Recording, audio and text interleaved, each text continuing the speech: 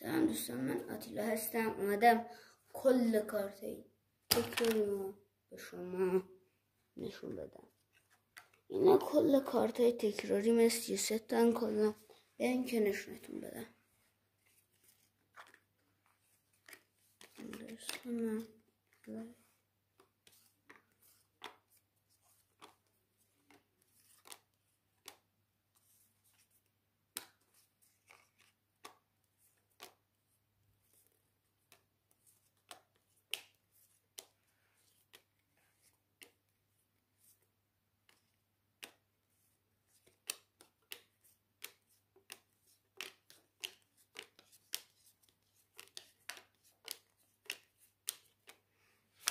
و اینا کلا کارت تکراری من بودن.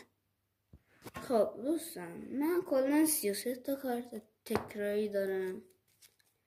اگر شما بیایید چنل رو سابسکرایب کنید و زیر ویدیو کامنت بذارید. اگه چنل داشته باشید من چنل رو سابسکرایب میکنم و ویدیو رو حتما لایک کنید. اگه چنل رو سابسکرایب کنید، لایک کنید و باز سابسکرایب کنید، لایک، کامنت یادتون نره، به همه میتونم یکی از این کارت ها رو بدم اگه کانال رو سابسکرایب کنید.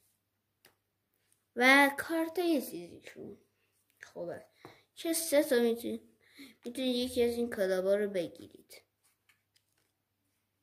و اگه کانال داشته باشید در یوتیوب من حتما سابسکرایب میکنم. خدا نگهدار.